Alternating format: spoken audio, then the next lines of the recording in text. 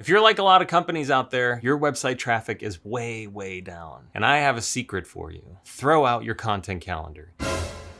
It is too late. You cannot compete, especially if AI is eating all of your top of funnel traffic. You see, something deeper is broken with your website and your user acquisition. Your content doesn't match how buyers evaluate, learn, or make decisions anymore. I know it's sad, you'll get over it, but layering a calendar on top of your current system is like scheduling more trains on broken tracks. And before you do anything else and jump into action, I think it's best to just step back and ask a couple of questions. Number one, what content actually helps people buy from us? And if you don't know the answer to that question, then ask yourself number two, what are we selling that has any traction or interest in the market right now? That's where you want to start. You don't need to shift from not enough content to more content. You need to build a system that generates leads, supports sales, and accelerates decisions. And I'm gonna show you how to do that in this video. Now you see, content calendars, they can't fix foundational funnel issues with your website. And a lot of content teams are measuring the wrong things, like how many posts went live, how often are they publishing, how long is the queue, how many people are clicking the link. None of that information creates momentum or generates excitement to generate leads. And here's a quick test. You can pull up your last 5 published pieces and then imagine that you are a buyer, like someone who's evaluating options, trying to make a good decision, maybe presenting to their boss. Would any of these 5 pieces move you closer to saying yes? If the answer is no, then a content calendar is going to do nothing for you because you don't need more content or a better schedule. Again, you need something different. Now here's another perspective to consider. Take a look at your website and see if you can map a journey from visitor to customer. If the first steps on your website are buttons that say get started or talk to sales, you might want to consider how many times you've wanted to talk to a salesperson 30 seconds after you looked at a website. The first steps in a funnel are to activate someone's interest in what you're selling. There are a lot of ways to do that, but a learn more button ain't it. Will more content fix this?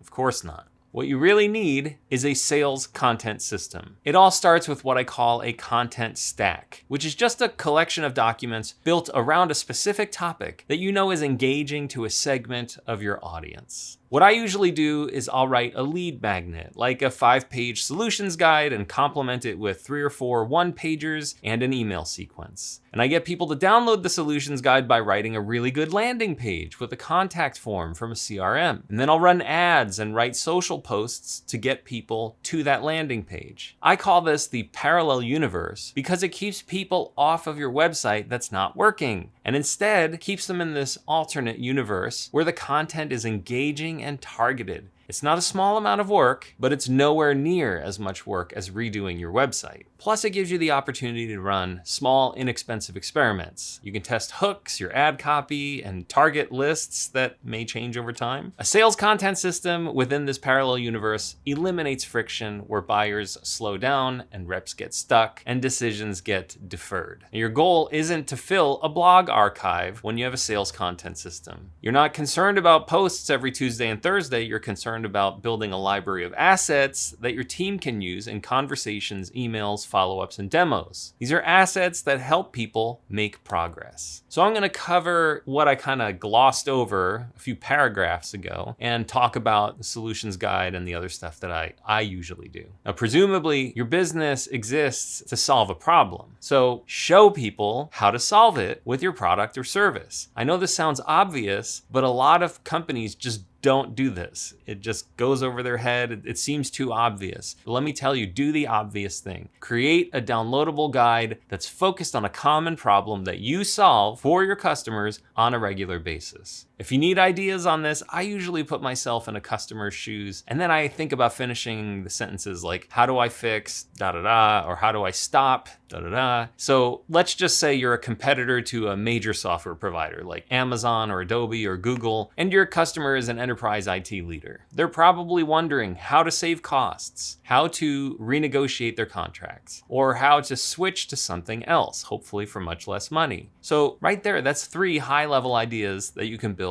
solutions guides around. Do not overcomplicate it. Just start with the simple stuff and then brainstorm from there. And if you still have no ideas at this point, just ask ChatGPT. That's why it's there. It's great at ideation. So once you have that, put together a 3 to 6 page solutions guide. Get it designed to look nice and readable and fit your branding. And then you have a nice asset that you can send to prospects, your sales team can use, you can promote it on social media. There's all sorts of things that you can do that will get people into this parallel universe. All right, so let's say you've found someone who's interested in your solutions guide. Congratulations, you have a lead. All right.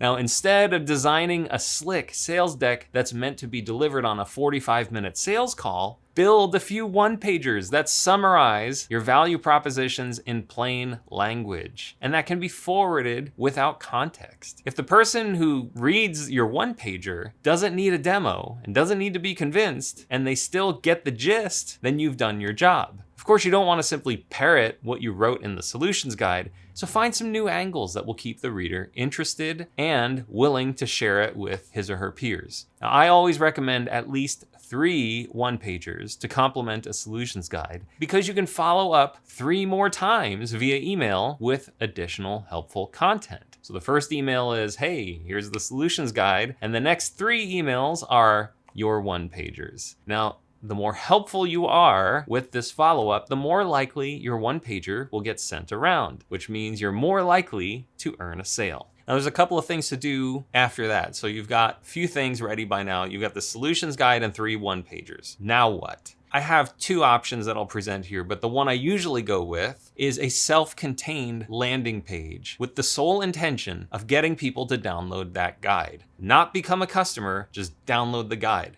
And when I say self-contained, I mean it doesn't require any sort of context or prior knowledge about your product or company. It's a page that someone can land on and get marketed and sold to from start to finish, top to bottom. Except the selling here is not about getting them to hand over a credit card. It's about exchanging contact information for a solutions guide. That's the goal of this landing page. We want to prove that we have the language that shows that we can do something useful, that doesn't depend on website traffic, and that we know how to entice an interested person into an email sequence. I know these are baby steps toward a sale, but remember, your website isn't working for you. Traffic is gone. Your blog content is not moving the needle. You've already proven that you need to rethink your strategy. This is an effective strategy that is marketing and helps sales, because the real function of marketing is to get enough attention and interest in your product that people become leads. All right, so the other option than a landing page is an FAQ page, or FAQs in general. Because maybe you're not ready to write a landing page, maybe it sounds really complex. That's okay. The simpler approach is this FAQ page, and that will still allow you to put your solutions guide and one-pagers into action. Now, since we're living in this AI age where it's probably LLMs that are eating your SEO lunch, identify content that is relevant to your solutions guide and your one-pagers, and then add FAQs to the bottom of those pages. You see, these AI LLM website crawlers are scouring the web for question and answer content. So you can take advantage of that by framing up questions that link to your new assets and speak to concerns your prospects might have. And when you're writing FAQ pages, either like adding them to a blog post or having standalone FAQ pages, I usually tell my clients that it's an opportunity to address sales objections. You want to include the hard questions in your FAQs and provide answers that allow you to come out looking squeaky clean. And in those answers, you can link to your solutions guide and one-pagers, and the AI will often just cite your documents and parrot your answers. It's actually pretty easy to do this, and you get to update what you already have. You're not building all new content, you're just adding to what is already there. So you're addressing new market conditions with AI and also just making these articles even more helpful for the people who are reading them. So it's important to understand that your sales content system is not a single asset or a campaign. It's a stack of useful stuff that people and AIs can engage with. Not every company needs the same pages, but the strongest stacks often include case studies, one-pagers, competitive comparison sheets, process diagrams, email templates, and objection handling guides. Each of these can be mapped to a part of the funnel, and each of these can be used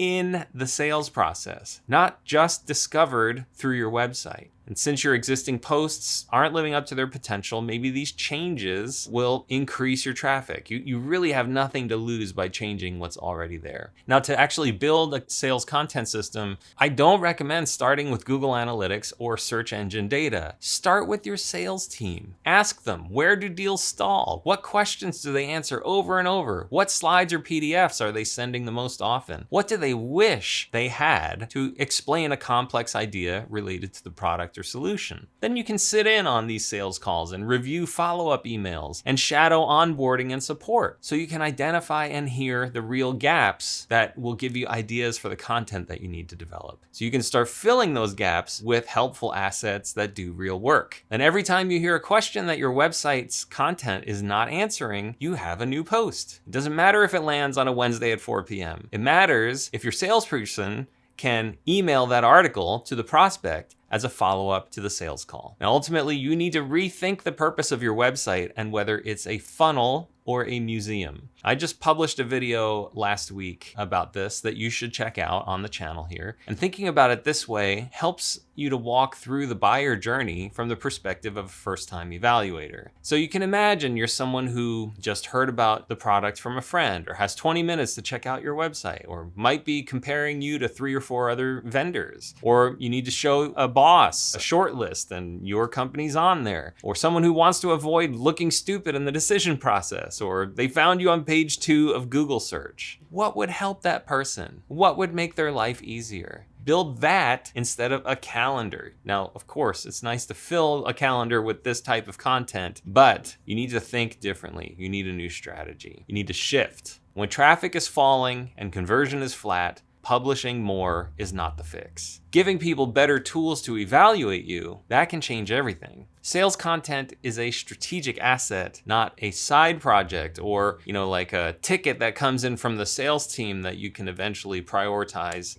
get their work requests done. Sales content is reusable, measurable, and directly impacts revenue. It also makes you look better if you're producing stuff that helps the company sell instead of just digital marketing. It's also a forcing function. It reveals weak spots in your messaging and gaps in your differentiation and confusion in your offer. So the teams that build the strong sales content systems don't just help reps. They get clearer, faster, and sharper across the whole company, because they're not just focused on the sales team. They're focused on the buyer and anyone who is interested in the broader market. So if you're staring at a content calendar and wondering why none of it feels useful, just stop. The answer is not to publish more. You need to take a step back, look at how people are actually buying and how they're consuming content, then start building content that meets them where they are. If they're on Reddit doing all their shopping, then dang it, go write some Reddit posts, get active on Reddit, share your content on Reddit, share your ideas, tell a subject matter expert at your company, hey, go address this thread on Reddit. There's like a million ways to go about this, but if you're stuck with a content calendar, you've got to rethink what you're doing and why. If you want to help identify friction points in your sales cycle and build the right content stack to move deals forward, this is the way to do it. And my company, Edify Content, this is all that we do 24/7. So if you want to talk about it, hit the contact form at edifycontent.com, and I'll see you in the next video.